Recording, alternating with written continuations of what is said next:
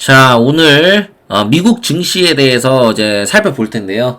여러분들 미국 증시가 지금 급반등이 나오고 있다라고 생각해서 여기서 안심을 하고 그렇게 생각하시면 안 됩니다. 미국 증시가 여기서 고점을 뭐 뚫을 거다 이런 생각을 하진 않으셨으면 좋겠어요. 추가적인 상승은 있을 수도 있습니다. 그러나 제한적일 것이다 라고 생각하시고, 올해 미국 증시를 너무 낙관적으로 보면 큰일 납니다. 정말로 미국 증시 투자하신 분들 실패하실 가능성 저는 굉장히 높다라고 생각하고 있습니다.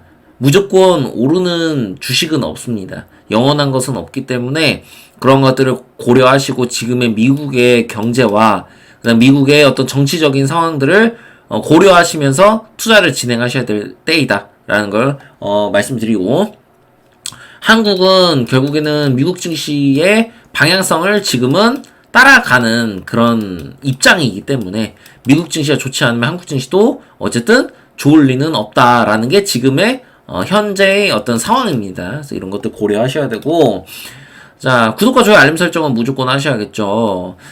그러나 우리가 이 대공황에 대한 우려는 일단은 우리가 넣어둬야 된다. 미국이 대공황에 직면하는 이런 일들보다는 미국이 경기 침체에 빠질 가능성이 좀 있다. 근데 이 경기 침체에 빠지는 이 가능성이 우리가 상반기에 생각했던 그것보다는 얕을 가능성이 높다라고 생각을 하셔야 돼요. 트럼프가 한 발 지금 물러난 상태이기 때문에 관세 정책은 기조는 바뀌지 않겠지만 그 관세 정책의 위력과 심각성은 이전보다 낮아질 수밖에 없습니다. 그래서 희망이 있는 거예요. 트럼프가 완전 미친놈은 아니기 때문에. 그래서 다행이다라고 일단은 생각을 하셔야 돼요. 그렇다고 뭐 투자를 무조건 뭐 진행하고 지금이 기회다 이렇게 생각하면 안 된다라고 저는 말씀을 드리는 거예요. 자, 트럼프가 과도기가 될 거고 최고 경제가 될 것이다 라고 트럼프는 이야기를 하고 있어요. 그러나 이 근본적인 관세 정책 자체가 잘못되었기 때문에 이거에 대한 후폭풍이 반드시 있을 것이다. 그래서 미국이 경기 침체에 빠지는 것이 아니냐라는 이런 뉴스들이 하반기에 나올 가능성이 굉장히 높고요. 함부로 나라가 강하다고, 나라가 힘이 있다고 무조건 이 경제에 대한 시스템을 함부로 건드리면 어떻게 되는지, 그런 것들이 아마 저는 이 트럼프 4년 동안 미래의 후손들에게 교훈이 될 거라고 저는 생각을 합니다. 그래서 굉장히 안 좋은 상황이 이어질 수 있기 때문에 미증시의 낙관론은 여러분들이 넣어 두셔야 됩니다. 자, 대만이 달러랑 이렇게 뭐 해서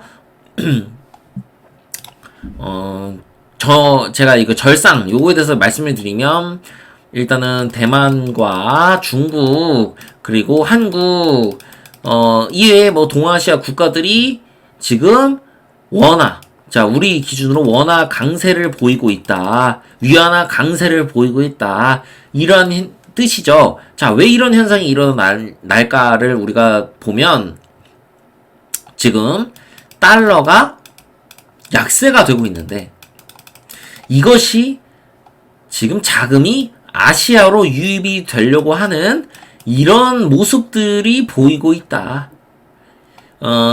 일단은 안전자산에 대한 달러에 대한 불안한 그런 심리가 금에 많이 이제 갔었죠. 그러나 제가 말씀드렸지만 이 금은 지금 조금 많이 올랐다.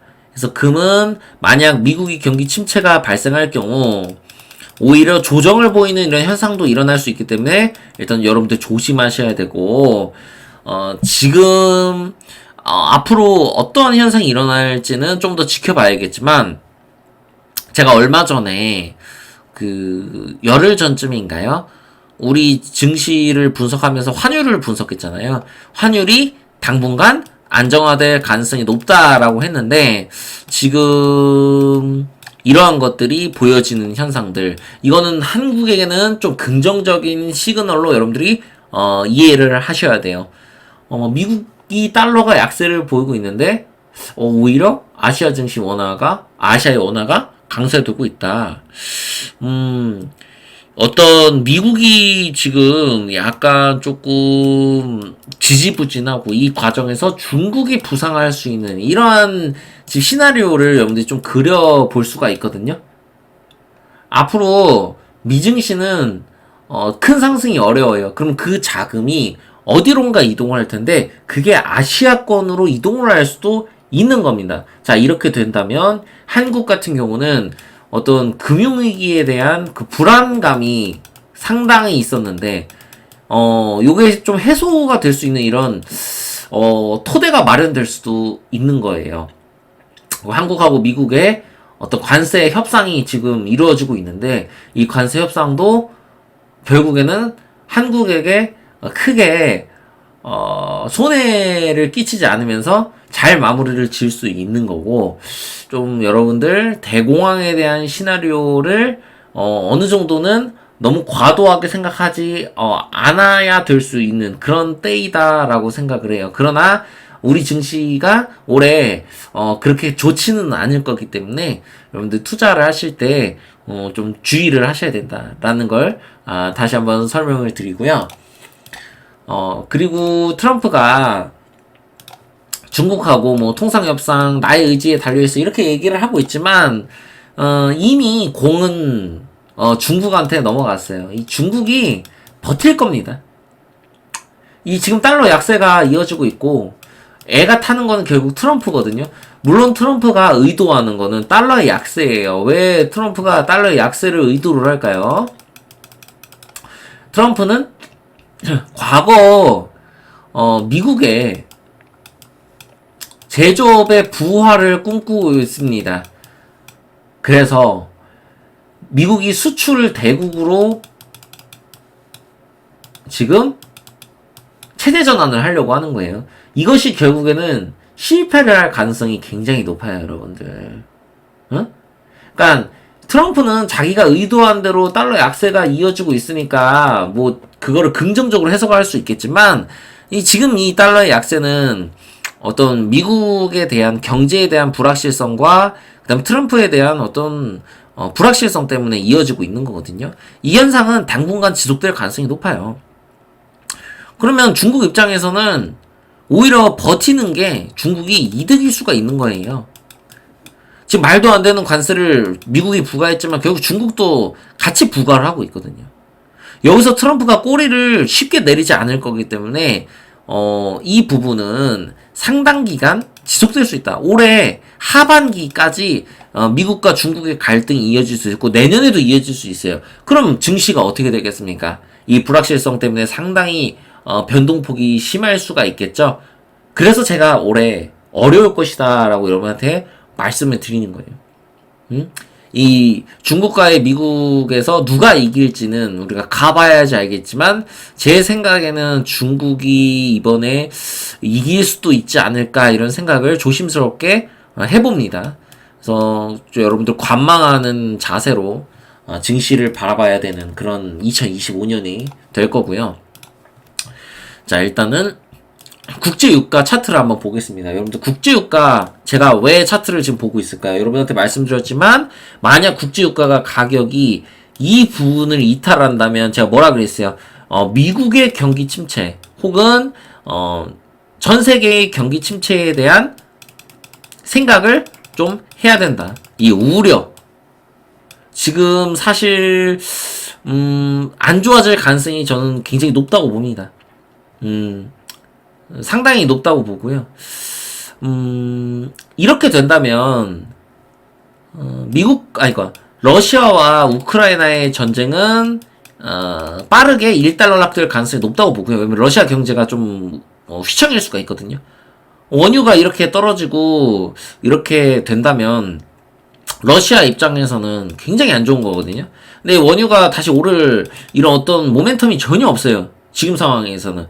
그래서 이 국제유가의 약세가 결국에는 미국의 침체를 예상할 수 있는 그런 지표가 저는 조금 되지 않을까 싶고요. 국제유가에 대해서는 꾸준히 좀 관찰을 할 필요가 있겠지만 국제유가가 이 약세를 그리는 거는 별로 그렇게 바람직한 모습은 아닙니다. 국제유가가 요 가격을 어느 정도 유지를 해줘야 돼요. 그래서 좀 좋지 않은 상황이고, 자, 나스닥 한번 보겠습니다. 나스닥 차트 볼 텐데, 여전히 역배열을 그리고 있고, 지금 20일 이평선은 급하게 올라가고 있지만, 여러분들 여기서 추가적으로 상승이 있더라도, 결국에는 이 121선 맞고 떨어질 가능성이 높습니다. 지금 나스닥 선물이 2만 선을, 지금 터치하고, 여기서 지금,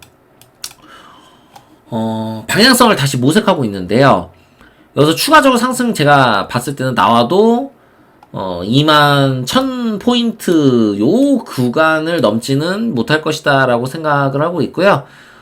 결국에 하반기에 미국 증시는 약세를 보일 것이다. 이 약세가 어느 정도로 이어질 것이냐는 저는 꽤 장기간 이어질 수 있다고 생각하기 때문에 미증시는 박스권을 그릴 가능성이 현재로서 가장 높고, 이 저점을 쉽게 이탈하진 않겠지만 이 저점까지 올 수 있습니다. 예를 들어서 올해 잘못하면 이 저점까지 미증시가 다시 내릴 수도 있는 이런 상황이 연출될 수 있기 때문에 또 조심하셔야 되고, 다만 미국의 대공황은 우리가 생각하지 말자. 앞으로 증시가 이렇게 여기서 매수하고 2년 동안 버티면서 이렇게 올라가는 이런 개꿀빠는, 이런 증시는 앞으로 없을 거예요. 그래서 여러분들이 실력을 키우셔야 돼. 겸손해지셔야 되고, 만약에 내가 운으로 돈을 벌었다면, 내가 앞으로 시장은 어려워질 수 있으니까 내가 좀 더 발전해야겠구나, 이런 생각을 가지고 투자를 진행하셔야 돼요. 그냥 무작정 넣으면 무조건 오른다 이런 생각하시면 안 돼요. 2026년도 제가 봤을 때는 미국이 어려울 것이라고 생각하기 때문에, 미증시가 예를 들어서 여기서 올해 박스권을 그리다가 갑자기 여기서 추가적인 하락이 나올 수도 있는 거예요.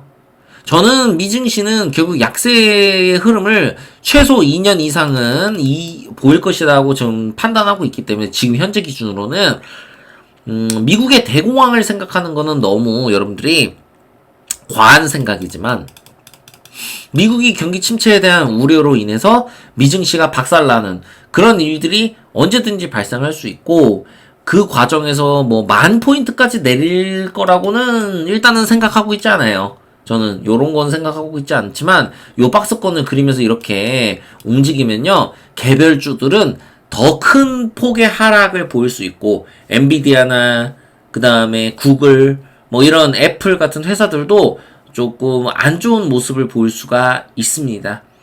그래서 미국 경제가 과거에 수십 년 동안 세계의 패권을 쥐면서 그렇게 호황기를 누렸지만, 이제는 미국에 대한 어떤 그런 패권이 좀 약화가 좀 진행되지 않을까 이렇게 생각을 해요. 근데 이 약화가 미국이 망한다는 이야기가 아닙니다.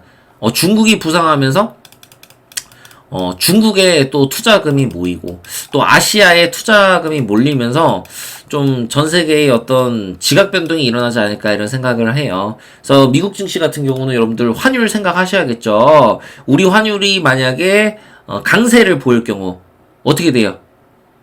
우리 환율이 안정화되면 미국 증시에 우리가 고환율 때 투자했던 많은 분들이 엄청나게 손해를 보실 수 있겠죠. 환전을 하는 과정에서. 그래서 여러분들 미증시 투자하지 말라고 제가 말씀을 드리는 거예요. 관망을 하고.